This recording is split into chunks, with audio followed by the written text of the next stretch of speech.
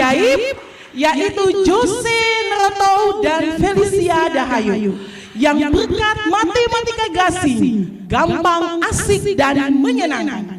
Berkat dari Profesor Yohanes Surya mampu merubah sekejap mata seorang anak biasa menjadi luar biasa.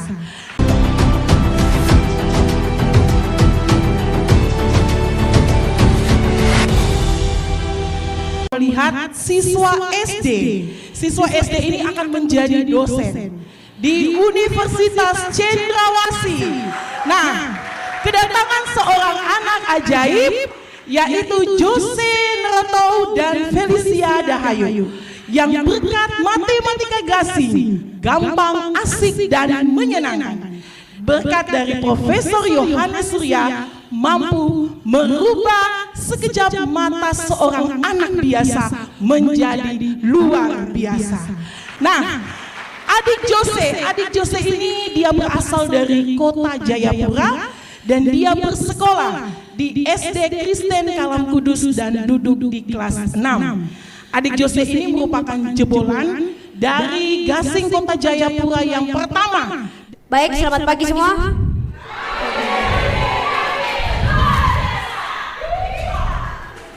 Sebelumnya saya berikan selamat pagi dulu kepada Bapak Rektor, lalu Bapak Dekan, dan Bapak Kepala Dinas Pendidikan Jayapura. Bapak Ibu kita berikan tepuk tangan. Iya. Nah, perkenalkan nama saya Jose Nerotau. Dan ini adalah kali pertama saya untuk memberikan materi di depan Bapak Ibu dosen serta kakak-kakak mahasiswa sekalian. Jadi mohon maaf kalau misalnya presentasi saya ini kurang sempurna.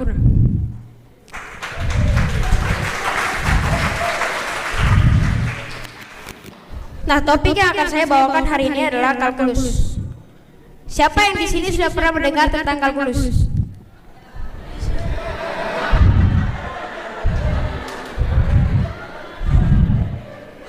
Menurut yang pada angkat tangan ini, kalkulus itu susah atau gampang? Susah.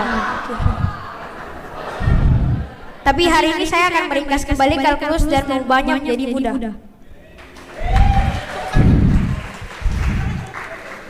Pertama, dimulai dari definisi kalkulus. Jadi, apa itu kalkulus? Nah, kalkulus ini merupakan cabang matematika yang mempelajari bagaimana suatu fungsi berubah menjadi fungsi yang lain. Contohnya di sini terdapat fungsi 1. Nah, fungsi 1 ini ketika masuk ke mesin kalkulus akan berubah menjadi fungsi kedua. Nah, kalkulus sendiri terbagi menjadi 2 jenis. Yang pertama adalah kalkulus diferensial. Kalkulus diferensial ini mengubah fungsi 1 seperti x kuadrat menjadi 2x, lalu x pangkat 3 menjadi 3x kuadrat, x pangkat 4 menjadi 4x pangkat 3. Sementara jenis kalkulus kedua adalah kalkulus integral. Nah, kalkulus integral ini mengubah fungsi seperti x kuadrat menjadi sepertiga x pangkat 3, lalu x pangkat 3 menjadi seperempat x pangkat 4, dan x pangkat 4 menjadi seperti x pangkat 5. Nah, kalau kita lihat yang polanya paling gampang itu pasti integral ya. Kita pangkatnya di sini tinggal tambah 1 aja. Terus depannya 1 per pangkatnya tambah 1 juga. Nah, hari ini yang akan saya bahas adalah kalkulus diferensial. Kalkulus diferensial menyatakan bahwa variabel itu tidak hanya x, bisa a, bisa b, dan contohnya di sini adalah t. Nah, kalau kita lihat perubahan fungsi kalkulus diferensial pada t itu hampir sama seperti x yang tadi. Namun yang membedakannya adalah variabelnya. Sini sama seperti tadi di mana t kuadrat menjadi 2t, t pangkat 3 menjadi 3t kuadrat, dan t pangkat 4 menjadi 4t pangkat 3. Nah, sekarang saya mengajak Bapak Ibu dosen serta kakak-kakak mahasiswa sekalian untuk kita melihat pola serta menyelesaikan 3 persoalan ini. Kira-kira dari Bapak Ibu dosen serta kakak-kakak mahasiswa sekalian ada tidak yang bisa menemukan pola dari sini?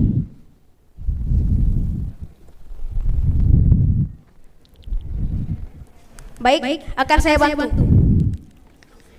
Di sini jika kita lihat, pertama Kalau misalnya di sini pangkat 2 yang saya garis bawahi, maka fungsi keduanya akan berubah, depannya menjadi 2. Ya tidak? Kalau di sini pangkat 3, maka di sini perubahan fungsinya depannya 3. Jika di sini pangkat 4, maka perubahan fungsinya depannya 4. Nah, selanjutnya pangkat pada fungsi keduanya. Jika di sini pangkat 2, maka di sini pangkat 1. Jika di sini pangkat 3, maka di sini pangkat 2. Jika di sini pangkat 4, maka di sini pangkat 3. Nah, berarti kalau T pangkat N, kita dapat simpulkan N-nya pindah ke depan, sama seperti 2 yang tadi saya jelaskan. Lalu dikali T, lalu pangkatnya N-1. Sudah bisa, mantap.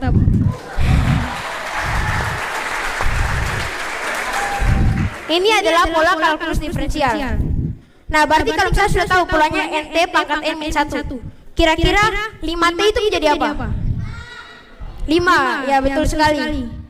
Karena kan ini T pangkat 1, satunya pindah ke depan, berarti 1 kali 5T pangkat 1-1. T pangkat 1-1 atau T pangkat 0 itu sama dengan 1. 1 dikali 5 sama dengan 5, maka di sini jadi 5. Nah, kalau begitu, kira-kira ada yang bisa tebak tidak? Kalau 5 menjadi apa? 0, betul sekali. Karena sebenarnya 5 ini juga mengandung T. Namun ada hubungannya seperti yang di atas, di mana T-nya itu pangkat 0. Karena T pangkat 0 itu sama dengan 1. Maka di sini 0 kali 5T pangkat 0-1. Hasilnya menjadi 0. Nah, selanjutnya karena kita sudah tahu polanya, saya mengajak Bapak Ibu dosen serta kakak-kakak mahasiswa sekalian, kita mengerjakan beberapa persoalan ini. Oke. Yang pertama, 3T. Fungsi keduanya adalah 3. 4T kuadrat. Fungsi keduanya 8T. 6T pangkat 7. Fungsi keduanya betul 90. Fungsi keduanya betul sekali. 12T pangkat 3. 25T pangkat 4. 100T pangkat 3. Lalu kalau AT pangkat B kali AT pangkat B-1. Nah, sekarang saya akan menjelaskan contoh kalkulus diferensial dalam fisika. Sebelumnya, dalam fisika itu ada 2 fungsi yang sangat erat, yaitu fungsi jarak dan fungsi kecepatan. Di sini bisa kita lihat di tabel, di mana S adalah jarak dan V adalah kecepatan. Jika jaraknya 5T, maka kecepatannya 5. Jika jaraknya T kuadrat, maka kecepatannya 2T. Jika jaraknya T pangkat 3, maka kecepatannya 3T kuadrat. Jika jaraknya T pangkat 4, maka kecepatannya 4T pangkat 3. Jika jaraknya T pangkat N, maka kecepatannya NT pangkat N-1. Nah, T ini artinya waktu ya, sekedar informasi. Nah, jika kita lihat di tabel ini, perubahan fungsi ini hampir sama seperti kalkulus diferensial yang tadi. Maka bisa kita simpulkan S atau jarak itu adalah fungsi 1, sementara V atau kecepatan adalah fungsi 2. Yang berarti jarak adalah perubahan fungsi dari maksudnya kecepatan adalah perubahan fungsi dari jarak. Nah, kalkulus itu mempelajari bagaimana perubahan dari T kuadrat menjadi 2T dan T pangkat N menjadi NT pangkat N-1. Nah, kalkulus menemukan bahwa perubahan proses ini melalui proses yang dinamakan the first principle. Di sini sudah ada yang pernah mendengar tentang the first principle? Oke, jadi saya akan jelaskan. Apa sih itu the first principle? Pertama, di sini saya memiliki grafik S sama dengan T kuadrat, di mana S adalah suku Y, sementara T adalah suku X. Nah, selanjutnya saya mengambil sebuah titik. Contohnya saya ambil di sini. Nah, titik ini saya beri nama titik A. Titik A. Yang ini ya. Nah, titik A ini terjadi ketika sumbu T itu adalah T itu sendiri. Maka kalau misalnya di sini T, jarak dari 0 jarak dari 0 sampai ke sini itu dinamakan T kuadrat. Maaf, T kuadrat. Karena kan sumbu S adalah sumbu T dikuadratkan, ya kan? Yang ada di atas itu. Berarti kita bisa tulis, kita bisa bikin sini. Oke. Nah sekarang saya ambil lagi satu titik. Titik ini saya beri nama titik B. Oke. Nah titik B ini terjadi ketika T sama dengan T plus A. Oke, T sama dengan T plus A. Maka kalau dari tadi kita bisa lihat kalau di sini T-nya di sini, maka di sini T kuadrat. Berarti kalau di sini T plus A, maka di sini T plus A kuadrat. Ya betul sekali. T plus A kuadrat. Nah, kan awalnya kita mau cari kecepatannya untuk membuktikan the first principle. Maka di sini kita bisa tulis V atau kecepatan itu sama dengan. Nah, untuk mencari kecepatan kita harus membagi jarak dari sini ke sini. Ya bisa lihat ya. Sini contohnya sini ke garis. Sini ke sini dibagi dengan jarak dari sini ke sini. Nah, jarak dari sini ke sini bisa kita namakan delta S, yang artinya selisih S. Oke, kita bikin. Sementara jarak dari sini ke sini kita bisa namakan delta T, yang artinya selisih T. Maka kecepatan itu adalah delta S per delta T. Nah sekarang menurut informasi yang sudah saya berikan tadi, di mana sini T kuadrat, sini T plus A kuadrat, sini T plus A. Nah, kita sudah bisa menentukan delta S dan delta T-nya. Dimulai dari delta S. Nah, delta S kan jarak dari sini sampai ke sini. Ya kan? Berarti bisa juga kita kurangi jarak dari 0 sampai ke sini dikurangi dengan jarak dari 0 sampai ke sini. Di mana tadi jarak dari 0 sampai ke sini adalah T plus A kuadrat. Maka kita tulis T plus A kuadrat dikurangi dengan jarak dari 0 sampai ke sini, yaitu T kuadrat. Nah sekarang kita sudah dapat delta S-nya. Sekarang kita cari delta T-nya. Delta T. Delta T adalah jarak dari sini ke sini. Oke, bisa kelihatan dari sini ya. Maka bisa kita juga buat 0 sampai ke sini dikurangi dengan 0 sampai ke sini. Nah tadi 0 sampai ke sini kan apa? T plus A dikurangi dengan 0 sampai ke sini, yaitu T. Nah di sini bisa kita operasikan karena di sini ada T, sini ada T. Maka hasilnya menjadi 0. 0 ditambah A. Maka di sini kecepatan itu sama dengan. Nah kita sudah bisa ganti di sini. Berarti ds-nya adalah T plus A kuadrat dikurang T kuadrat. Lalu dibagi dengan delta T-nya yaitu A. Nah tapi ini belum selesai. Karena menurut the first principle, A atau selisih waktu itu harus yang paling kecil.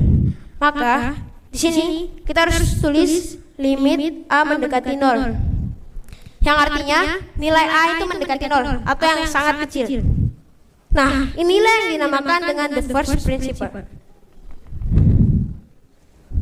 Nah selanjutnya kita akan mencari kecepatan ketika S sama dengan T kuadrat. Maka kita tulis apabila S sama dengan T kuadrat, maka V-nya yaitu yang tadi T plus A kuadrat min T kuadrat dibagi A. Tapi ingat, A yang kita ambil harus paling kecil, maka harus kita tulis limit A mendekati 0.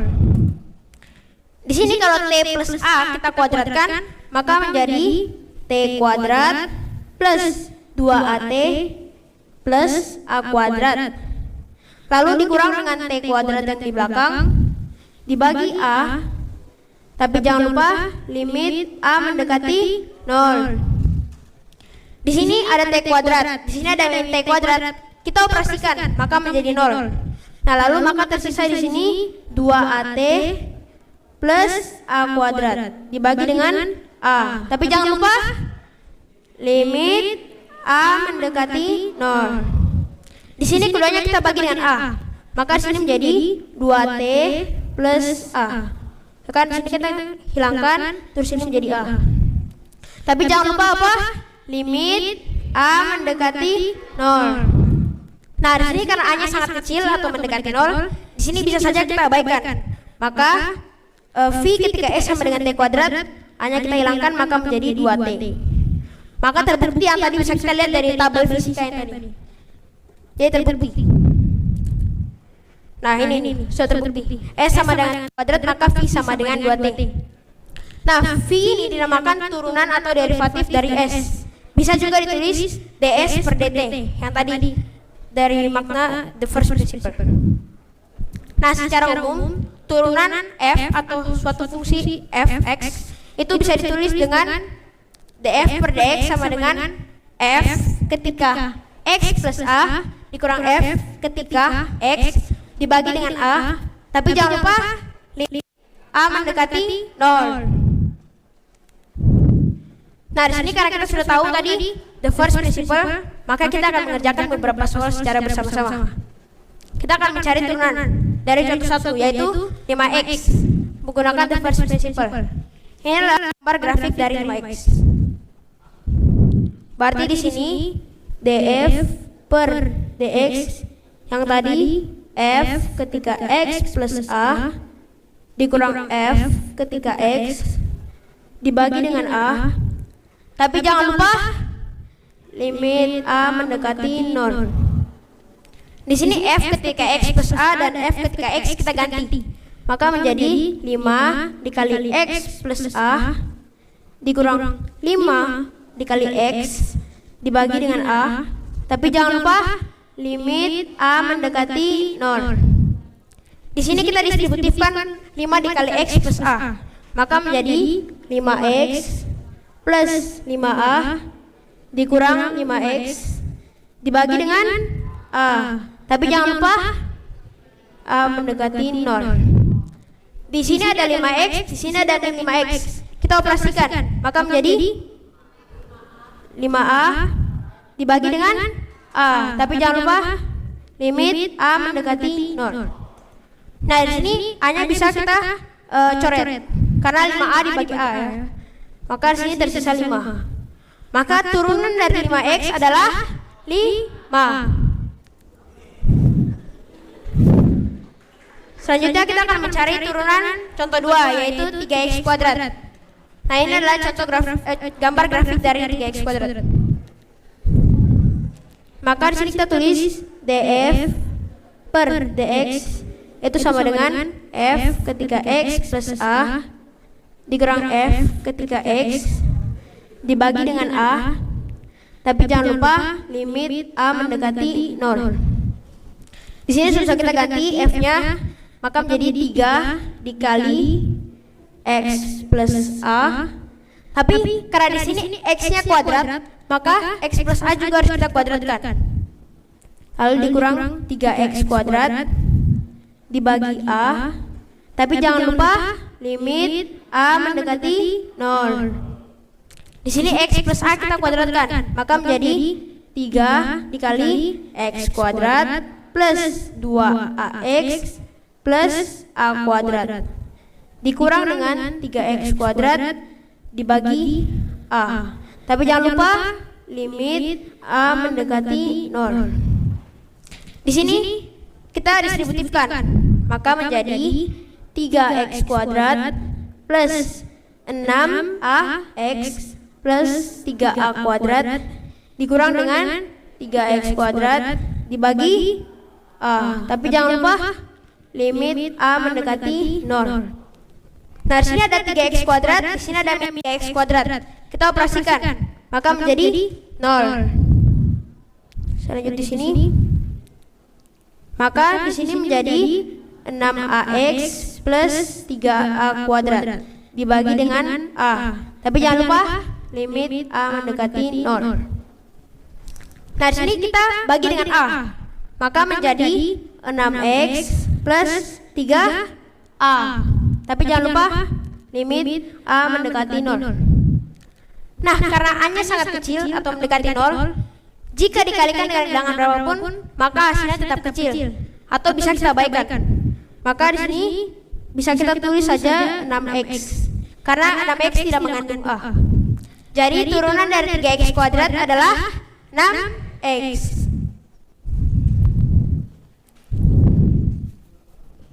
Nah, selanjutnya kita akan mengerjakan contoh ketiga, yaitu 1 per x. Ini adalah gambar grafik dari 1 per x. Maka di sini bisa kita tulis tadi df per dx itu sama dengan f ketika x plus a dikurang f ketika x dibagi dengan a. Tapi jangan lupa limit a mendekati 0. Di sini sudah bisa kita ganti. Tapi karena di sini bentuknya pecahan, maka x plus a harus kita taruh di bawah sama dengan x. Jadi di sini 1 dibagi x plus a dikurang 1 dibagi x. Tapi jangan lupa dibagi a dan limit a mendekati 0. Nah, di sini kita samakan kelompok atau penyebut dengan x dikali x plus a.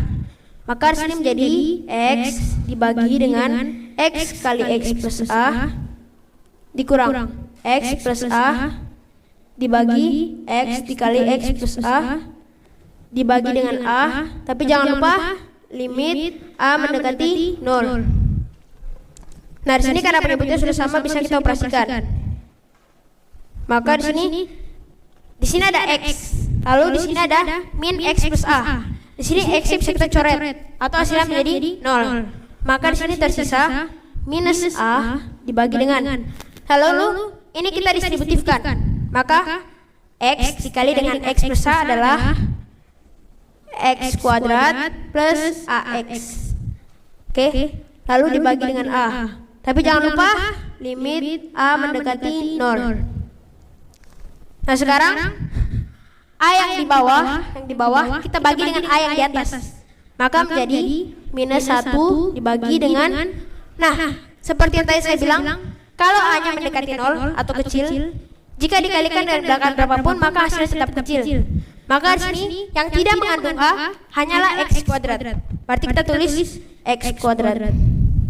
Atau bisa juga kita tulis min x pangkat min 2.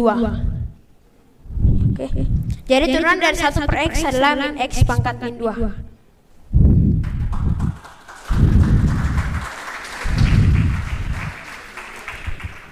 Nah, selanjutnya contoh keempat, 1 per x kuadrat. Kita akan mencari turunannya. Ini adalah gambar grafik dari 1 per x kuadrat. Maka kita tulis seperti tadi. Ini.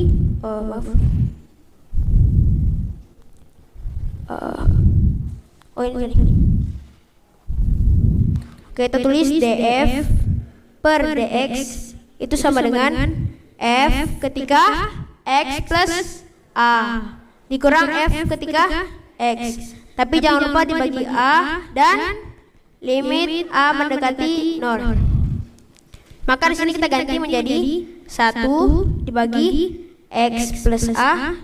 Namun kan di sini x-nya kuadrat, maka x plus a juga harus kita kuadratkan. Lalu dikurang 1 dibagi x kuadrat.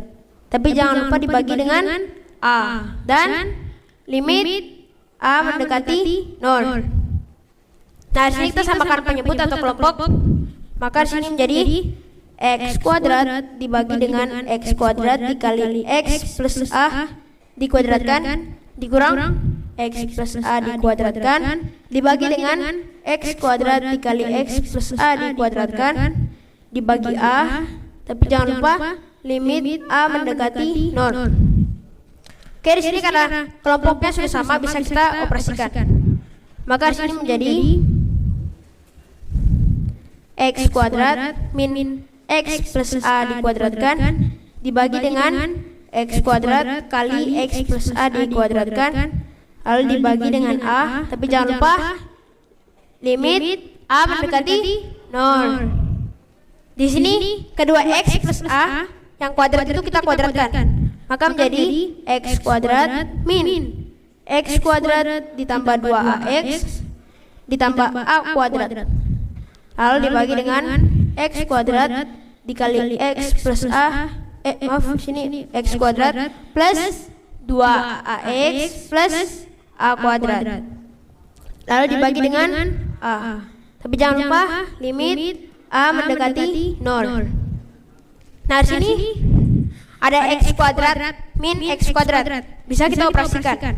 Maka menjadi 0. Maka tersisa min 2AX min A kuadrat dibagi dengan, nah di sini X kuadrat yang di bawah itu kita distributifkan. Maka menjadi X pangkat 4 plus 2AX pangkat 3 plus A kuadrat X kuadrat. Nah, oke. Tapi jangan lupa apa? Dibagi dengan A. Dan limit A mendekati 0. Nah, sama seperti yang tadi, yang di atas kita bagi dengan A. Maka di sini menjadi min 2X min A dibagi dengan, nah seperti yang tadi saya bilang, kalau kalau misalnya ada bilangan mengandung A, kalau A-nya kecil, itu hasilnya tetap kecil. Maka di sini yang tidak mengandung A yang di bagian bawah itu cuma X pangkat 4. Nah, lalu karena di sini min 2X min A dan A-nya itu kecil, bisa kita abaikan A-nya. Maka di sini bisa juga saya hapus di sini. Maaf. Min 2X dibagi dengan X pangkat 4. Nah, di sini ada X, di situ juga ada X, yang atas dan yang bawah ada X. Bisa kita bagi dengan X keduanya. Maka di sini jadi 1, di sini jadi X pangkat 3. Atau bisa kita tulis min 2X pangkat min 3. Maka turunan dari 1 per X kuadrat adalah min 2X pangkat min 3.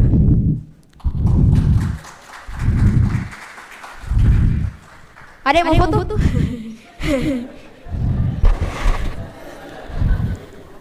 Sampai sini sudah paham? Paham? Oke, paham ya. Mana yang tadi bilang paham? Sekarang kita akan mengerjakan soal bersama-sama lagi. Oke, di sini 2X per 1. Kalau misalnya ada penjumlahan seperti ini, kita turunkannya 1 per 1. Maka kita turunkan 2X dulu, lalu ditambah dengan turunan dari 1. Maka di sini F aksen atau turunannya adalah turunan 2X apa? 2. Turunan 1 0. Atau jadi kita tulis. Maka turunan dari 2X per 1 adalah 2. Nah, sekarang nomor 2 kan pasti gampang.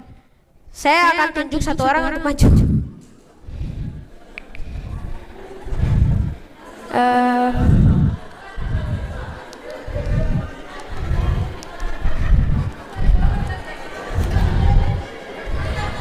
Kakak ini silakan maju.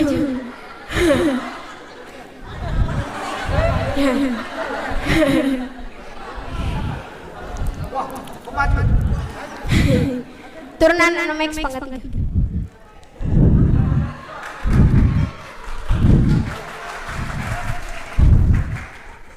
Sebelumnya dengan kakak siapa? Kakak Haikal. Oke, Kak Haikal, ini berarti turunan dari 6X pangkat 3 adalah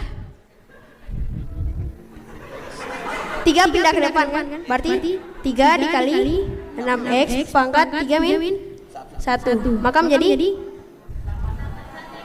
18X pangkat 2. Nah, selanjutnya turunan dari 7X pangkat A adalah 7A AX pangkat A min 1. Nah, kita akan mencari turunan dari sin X. Ini adalah gambar grafik dari sin X. Maka di sini kita tulis df per dx itu sama dengan f ketika x plus a dikurang f ketika x lalu dibagi dengan a. Tapi jangan lupa limit a mendekati 0. Di sini berarti kita ganti menjadi sin dari x plus a dikurang sin x lalu dibagi dengan a. Tapi jangan lupa limit a mendekati 0.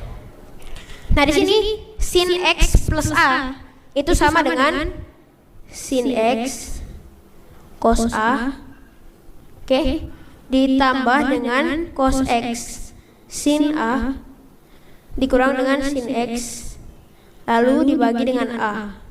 Tapi jangan lupa limit a mendekati 0. Oke. Sampai sini ada pertanyaan?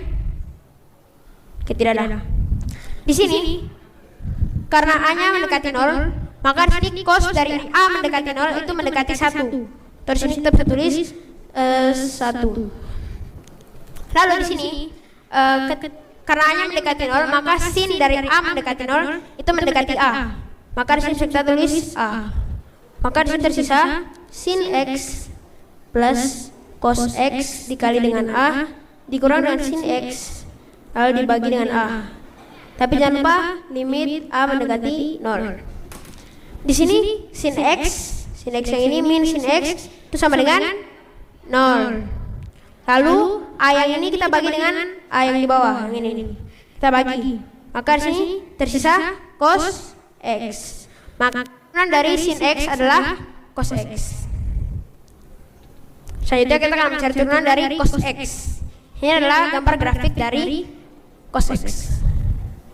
Maka di sini kita tulis df per dx itu sama dengan cos dari x plus a dikurang dengan cos x dibagi dengan a, tapi jangan lupa limit a mendekati 0. Di sini berarti cos x plus a itu sama dengan cos x cos a min sin x sin a, lalu dikurangi dengan cos x.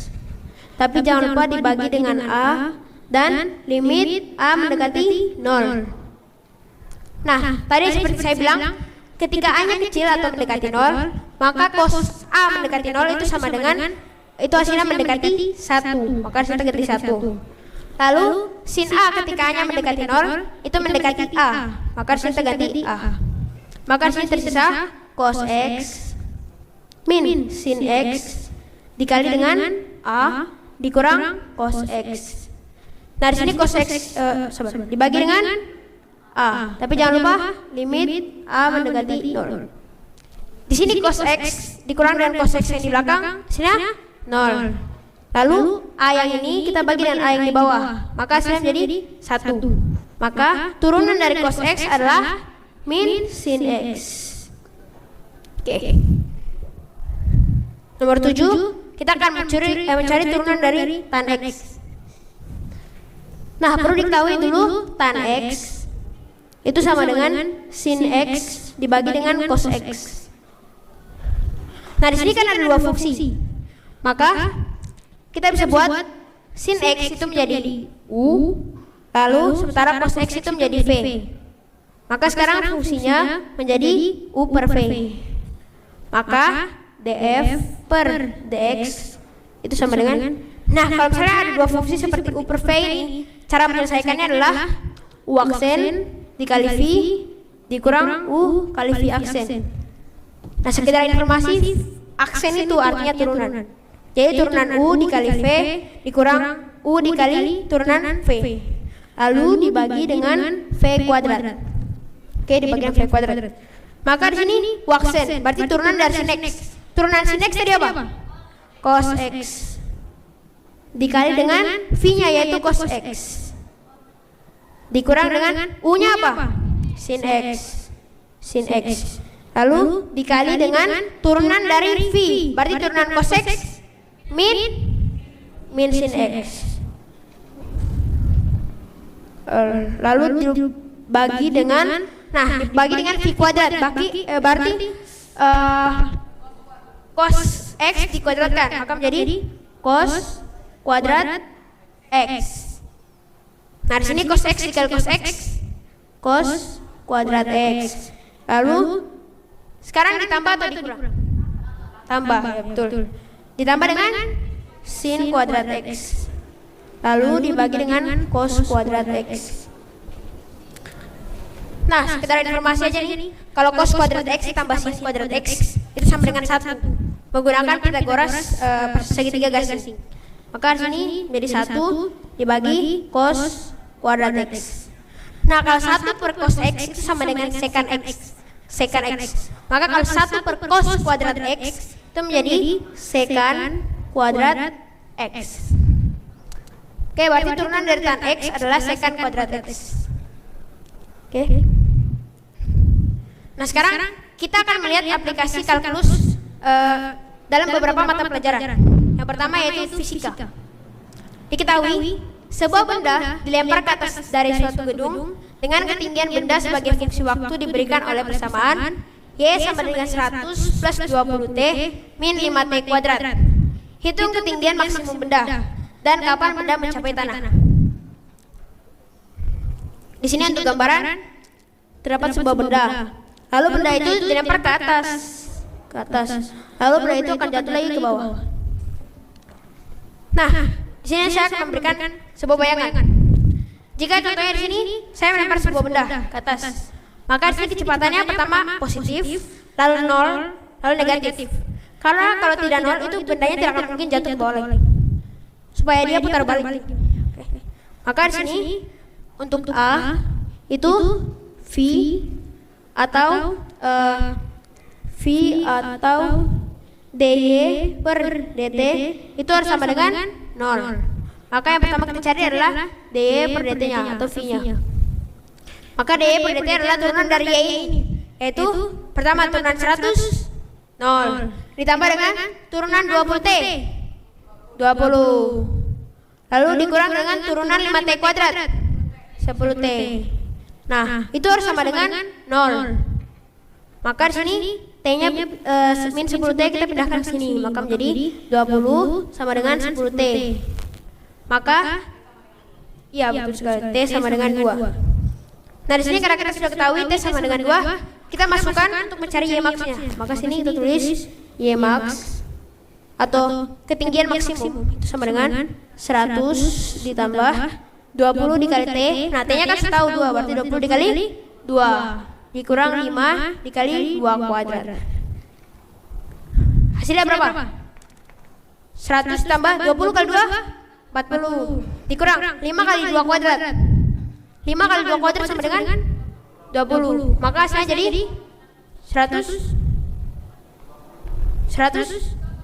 Ya betul, 120. Nah, anggap saja satuan ketinggiannya meter, jadi kita tulis 120 meter. Ini adalah ketinggian maksimum dari benda ketika dilempar ke atas. Nah, sekarang kita akan mencari kapan benda mencapai tanah.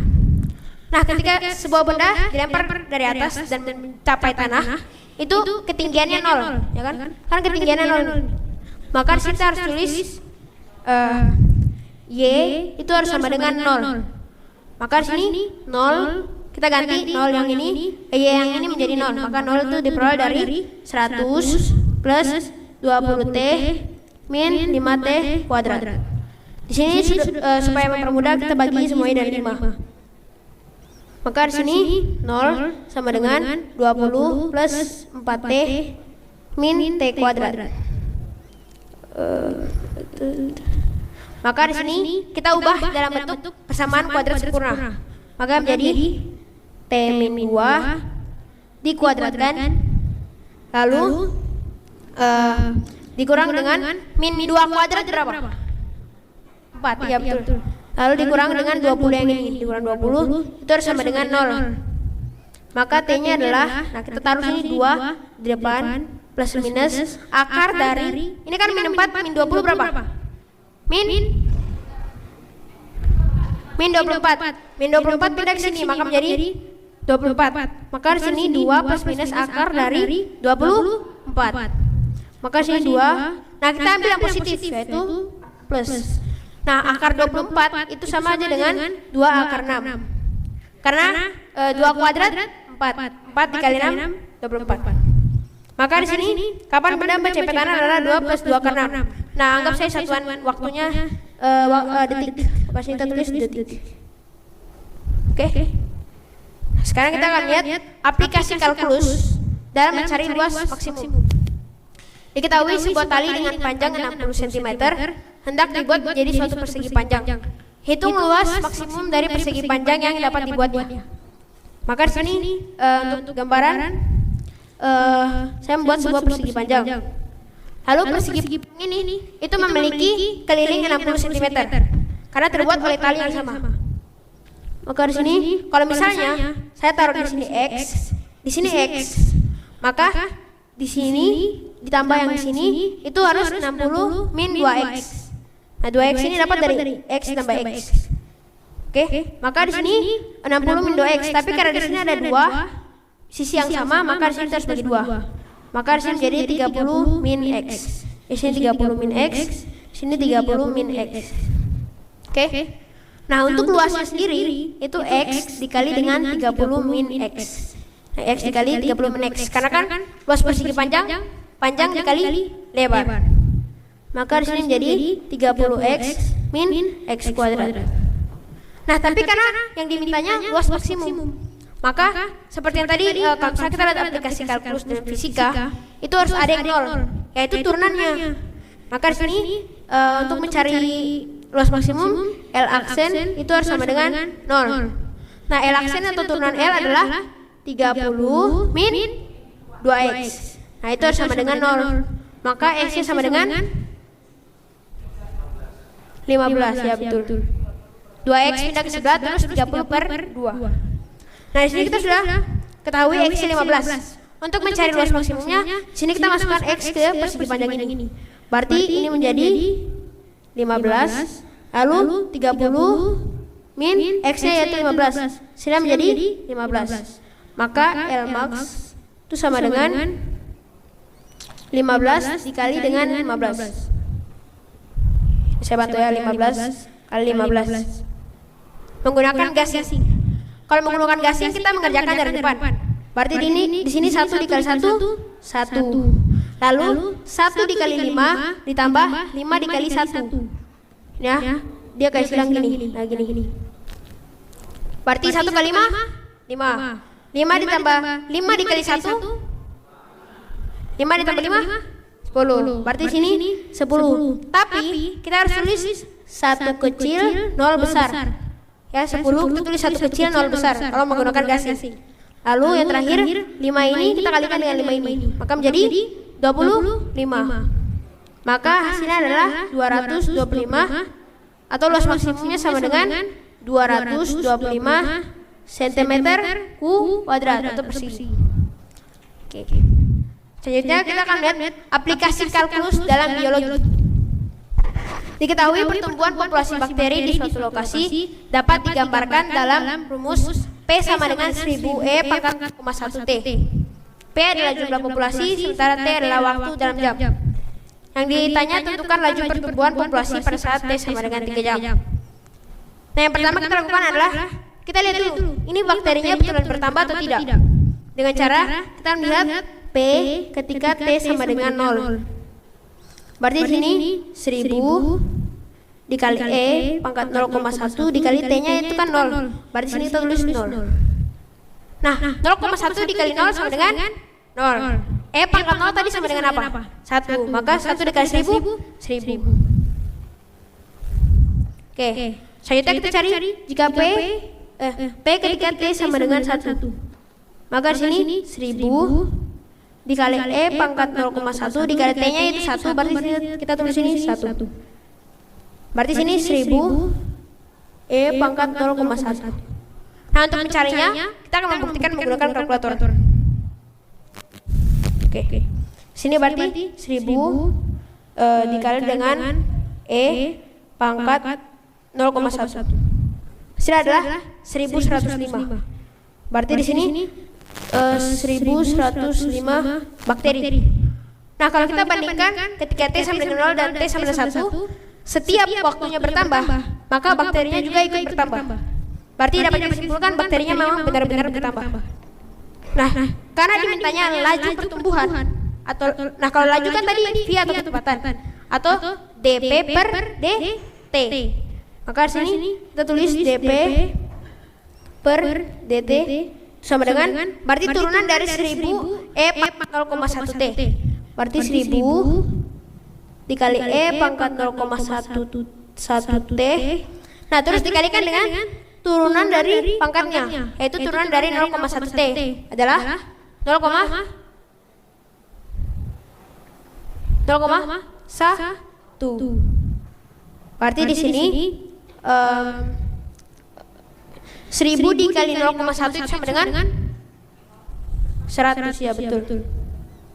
100 E pangkat 0,1 T. Nah ini kita sudah dapat laju pertumbuhannya. Sekarang yang ditanyakan ketika T sama dengan 3 jam. Maka di sini kita harus buat 100 dikali E pangkat 0,1 dikali T-nya kan 3 jam, berarti dikali 3. Maka di sini 100 E pangkat 0,3. Nah untuk mencarinya kita akan menggunakan kalkulator lagi. Berarti di sini 100 dikali E pangkat 0,3. Nah ini 134,9 atau bisa kita bulatkan 135 aja. Berarti di sini 135 bakteri per jamnya. Karena yang diminta adalah laju pertumbuhan. Oke, sampai sini ada pertanyaan? Tidak? Oke. Nah, sekian presentasi saya. Belum.